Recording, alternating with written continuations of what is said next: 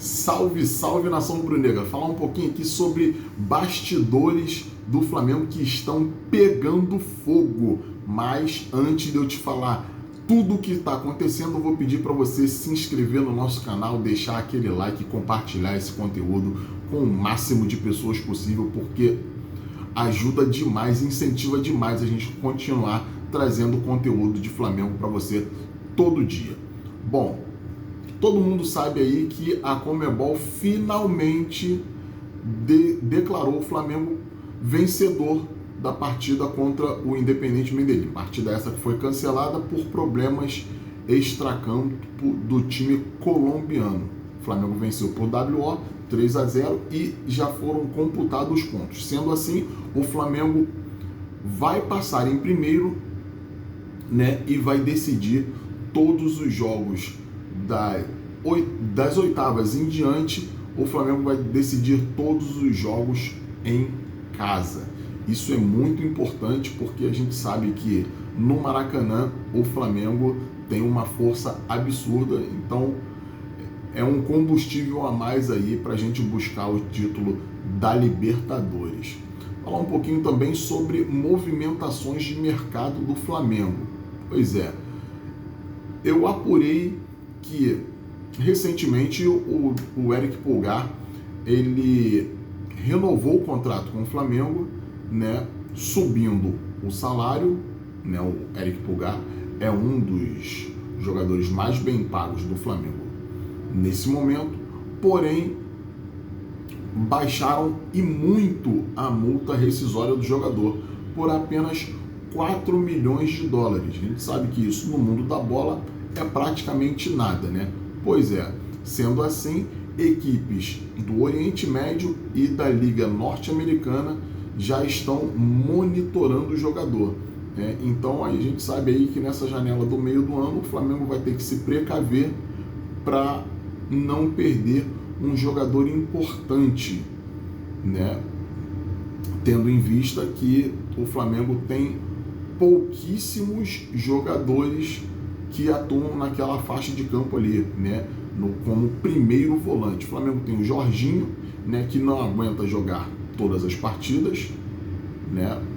O calendário insano do futebol brasileiro faz com que um jogador do quilate do Jorginho não consiga jogar todas as partidas.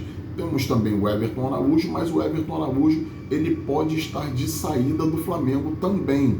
É um jogador que interessa muito ao Bayer Leverkusen, que já fez uma sondagem e promete agora, na metade da temporada, né, fazer uma proposta oficial pelo jogador, né? E no final do ano existe a possibilidade de Saúl e De La Cruz deixarem o Flamengo. Vai aliviar muito a folha salarial, né? Porém, são duas perdas que a diretoria do Flamengo tem que fazer uma reposição à altura. E o que eu apurei é que o Flamengo monitora bem de perto o jogador colombiano De Ossa, né, que atua no Real Betis. É um jogador que agrada e muito a diretoria rubro-negra e também ao técnico Leonardo Jardim. Então o Flamengo pode fazer aí uma proposta pelo jogador ali pós Copa do Mundo, tendo em vista que ele também, né, está na pré-lista da Colômbia. Então pode ser aí que, se o jogador fizer um bom Mundial, né, uma boa Copa do Mundo, ele vai se valorizar e o Flamengo vai precisar aí abrir os cofres para contratar o jogador, né? Todo mundo sabe também que o Flamengo deseja reforçar a lateral esquerda e o nome de Kaique Bruno é o nome mais comentado, né, pela torcida, né, e pelos dirigentes rubro-negros que já fizeram uma sondagem ao jogador, né? O jogador se mostrou bem interessado em ouvir a proposta do Flamengo e pode ser que tenha negócio, né? Mas o Pedrinho, né, que é diretor da SAF do Cruzeiro, pode dificultar aí um pouco as negociações, tendo em vista que O Flamengo já tentou contratar no início do ano o Caio Jorge, né? Elevou o preço do jogador, o jogador renovou com o Cruzeiro, né? E o Cruzeiro teve que gastar um dinheiro a mais, né, para continuar com o jogador. Então o Flamengo faz aí esses movimentos, né? Faz uma proposta, né, e acaba subindo, elevando o valor do jogador. A mesma coisa pode acontecer com Danilo, né, jogador do Botafogo, que é pretendido pelo Flamengo e também pelo Palmeiras.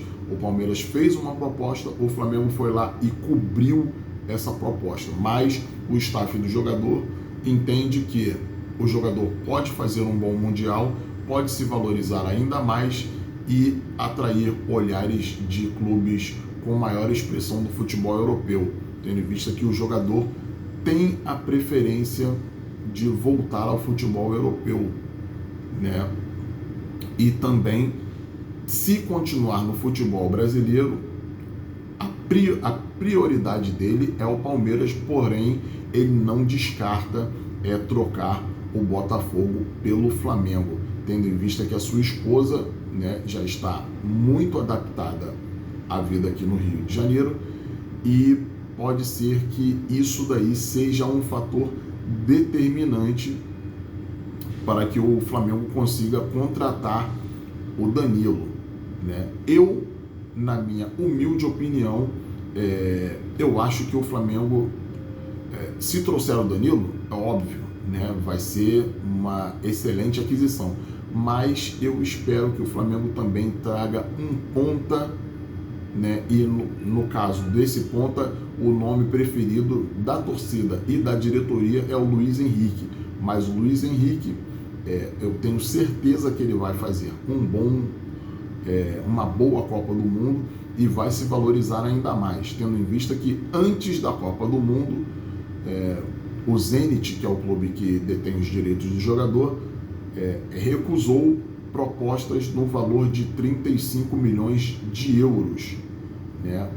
O Luiz Henrique aí vai se valorizar bastante no Mundial e pode ser que o Flamengo não tenha essa bala na agulha toda para trazer o jogador, mas o Flamengo precisa que o departamento de scout do Flamengo precisa trabalhar, né, para trazer um jogador extremos, né, que participem mais de jogadas ofensivas e que façam gols, porque os nossos extremos, né, hoje, Luiz Araújo, Plata pela direita, Samuel Lino, Bruno Henrique e Cebolinha pela esquerda, eles não fazem muitos gols, e o Luiz Henrique é um atacante que atua pela direita ali, ele arrasta a defesa e ele tem uma boa conclusão a gol, né? É um jogador, apesar de ser extremo, ele pisa bastante na área, ele faz bastante gol, e é o que o Flamengo está precisando no momento, né? Atacantes de beirada que façam gols, né? Para não depender única e exclusivamente do Pedro. Bom, eu acho que essas aí são as principais notícias de bastidores do Flamengo, né?